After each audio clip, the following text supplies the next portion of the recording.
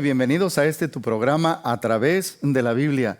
En esta ocasión nos toca leer la segunda carta del apóstol Pablo a los tesalonicenses, y que son 3 capítulos. Esta carta fue escrita desde Corinto y fue escrita en seguimiento a lo que había pasado en la primera carta, y también porque hay un problema. En el capítulo 2, verso 2, los hermanos están perturbados por lo que porque alguien recibieron una carta y aún algunos dijeron que venía del apóstol Pablo, y Pablo escribe esta carta para aclararse estas cosas. Básicamente podemos ver que esta carta está escrita con 3 propósitos. En el capítulo 1 vemos que el apóstol Pablo está inspirando a cristianos o a creyentes que están siendo oprimidos. Los está inspirando a seguir adelante, a continuar en medio de esa persecución. En el capítulo 2 él se enfoca a dar instrucciones. Esto es de la persecución de afuera. Estos son los problemas de adentro, debido a que han recibido información incorrecta y ellos están confundidos o perplejos. Él quiere instruirlos para que sepan exactamente cuál es la voluntad de Dios de las cosas que están por suceder cuando sucedan. Y en el capítulo 3 su intención es interdictos o mandamientos o ordenanzas a personas que están viviendo de una manera desordenada en la iglesia. Entonces, al principio, en el capítulo 1 vamos a empezar. El problema es persecución externa. ¿Se acuerdan que leímos en la primera carta que ellos estaban sufriendo persecución?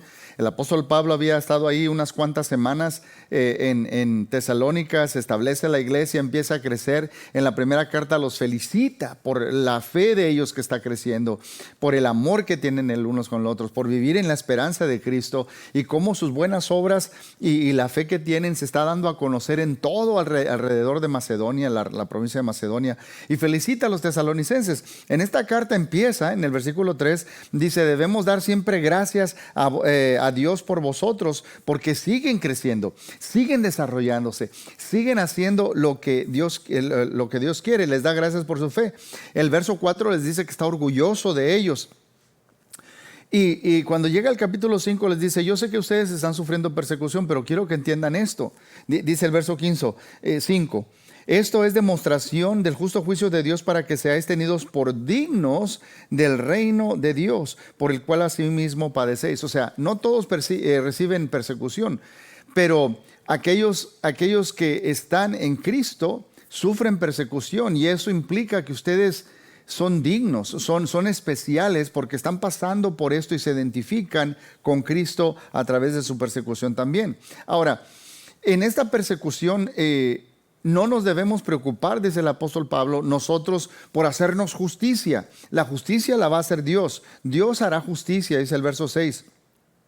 Dice, porque es justo delante de Dios pagar con tribulación a los que os atribulan. A vosotros que sois atribulados, daros por reposo con nosotros, cuando se manifiesta el Señor Jesucristo desde el cielo con los ángeles de su poder. Un día no vamos a seguir sufriendo por seguir a Cristo. No va a haber persecución ya más, pero eso es cuando el Señor venga.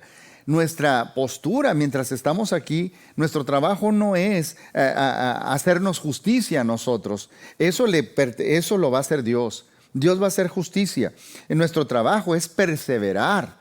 Nuestro trabajo es esperar hasta ese día cuando Jesús venga y Él haga justicia.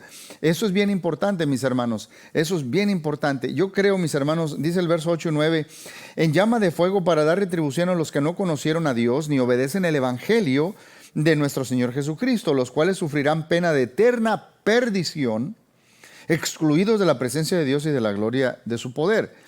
Si hay alguien que ha dicho que los que no están en Cristo no van a sufrir, o que no hay infierno, o que no hay sufrimiento para aquellos que rechazan, esto está bien claro. Esto está bien claro. Yo quiero que vean aquí la importancia del evangelio.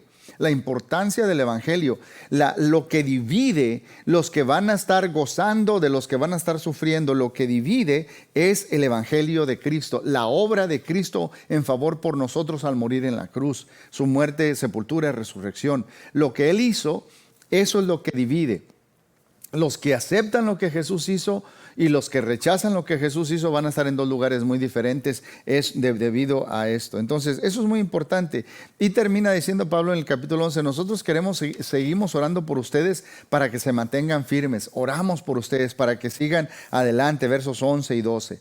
En el capítulo 2 se torna la atención de no solo inspirarlos, ahora les dice que va a ser por un tiempo, que Dios va a hacer justicia, pero ahora da instrucciones. ¿Por qué? Porque en el versículo 2 dice, con respecto a la venida de nuestro Señor Jesucristo y nuestra reunión con Él, os rogamos, hermanos, que no os dejéis mover fácilmente de vuestro modo de pensar, ni conturbéis por espíritu, ni por palabra, ni por carta, como si fuera nuestra, diciendo que el día del Señor ya llegó.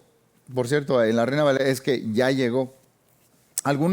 Alguien había mandado una carta que les había llegado a los hermanos y dice el apóstol Pablo, yo no mandé tal carta, no la reciban. Yo quiero que entendamos, hermanos, que desde el principio de la iglesia, el enemigo, esta es la segunda carta que está escribiendo el apóstol Pablo, y desde que jamás escribe. Primera Tesalonicenses fue la primera, él escribió 13 cartas, y apenas va en la segunda carta, mis hermanos, después de la primera, y alguien ya está falsificando, ya está imitando, ya está tratando de engañar. Y dice el apóstol Pablo, no se dejen engañar, no se confundan, no se confundan. Y les explica que él no escribió esa carta, que no la deben recibir. Dice el verso 3, nadie os engañe de ninguna manera porque no vendrá, habla en el verso 2 del verso 3, porque no vendrá sin que antes venga la apostasía y se manifieste el hombre de pecado, el hijo de perdición. La venida del Señor no va a venir hasta que primero sucedan dos cosas. Una de ellas, o sea, el final, no va a venir hasta que suceda la apostasía primero. Apostasía puede significar dos cosas. Uno, es un caer hacia un lado, es desviarse, es hacerse un lado. La otra es ser jalado o ser quitado de algo. Y también dice que se va a manifestar el hombre de perdición o de pecado. Anomía es no ley, eso quiere decir literalmente. No es que no tenga leyes, pero va a ser alguien que va a hacer sus propias leyes, que no sigue la palabra de Dios, que sigue su propia voluntad, que hace su propia ética, etc. Ahora, no va a venir hasta que suceda eso, el final de todas las cosas. Pero dice el verso 7, dice, porque ya está en acción el misterio de iniquidad, solo que hay quien al presente lo detiene hasta que él a su vez se ha quitado de en medio. ¿Qué es eso que lo detiene y qué se ha quitado de en medio? Bueno, el único que puede detener a Satanás es Dios. Pero creo que Dios lo hace también, en este caso, a través de la iglesia. La iglesia, yo les decía en la lección anterior, somos la conciencia de la sociedad. Sí, yo sé que hay iglesias que dicen, no, todos nos llevemos bien o tratemos bien a la gente que se porta. La iglesia, nosotros debemos hablar la palabra de Dios, y eso va en contra muchas veces de lo que la corriente de la sociedad dice.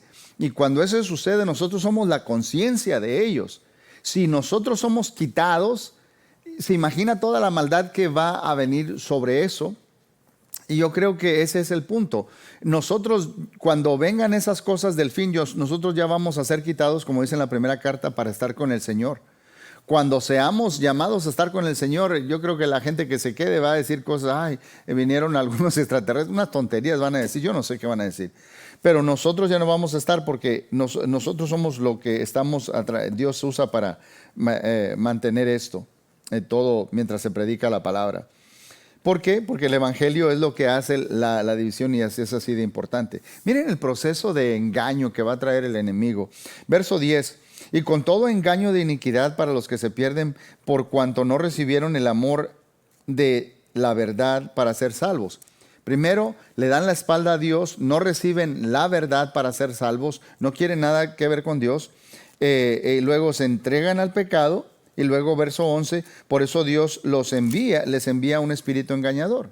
No quieren nada con Dios, quieren hacer pecado, entonces Dios los entrega al pecado. Es algo terrible. Todo esto después de que la iglesia ya esté con Jesús. ¿Ok? En el capítulo 3, finalmente, quiero decirles eso. El problema es que hay algunos hermanos que están viviendo desordenadamente.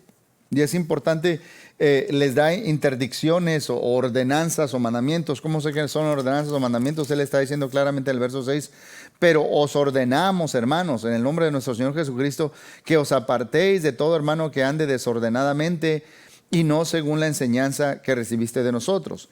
Aparentemente algunos hermanos estaban tan enfocados en que ya viene el fin y ya está aquí por llegar y dejaron de hacer sus labores diarias, dejaron de trabajar. Y les dice Pablo, número uno, primero que nada, fíjense los mandamientos que hay en el capítulo 3. Quiero que oren, que estén en oración. Mis hermanos, las iglesias que no oran, no tienen poder. Las iglesias que no oran se están muriendo. Las iglesias que no oran son débiles. Debemos estar orando, dice, oren por todos los hermanos y por nosotros. Número 2, apártense de aquellos que andan desordenadamente. En otras palabras, ejerzan disciplina, que ellos entiendan que están haciendo cosas incorrectas cuando dejan de trabajar, cuando dejan de servir y hacer lo que Dios quiere. En el verso 7 tenemos lo siguiente, dice, porque vosotros mismos sabéis de la manera que debéis imitarnos.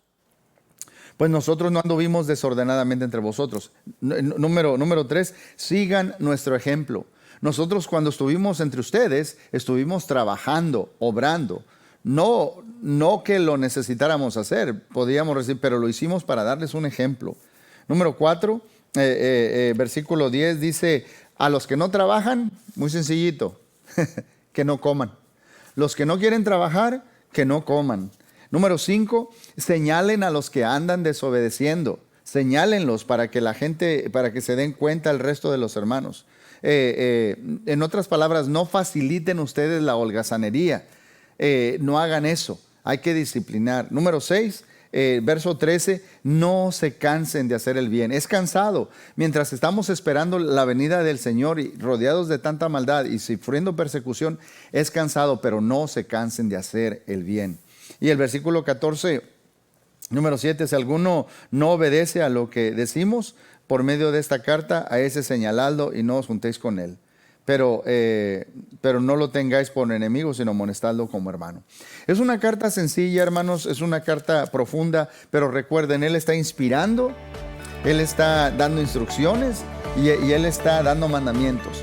Está inspirando a los que están siendo perseguidos, está instruyendo a los que están confundidos y está dando órdenes a aquellos que andan desordenadamente. Mis hermanos, te animo, sigue leyendo. Dios tiene algo para ti.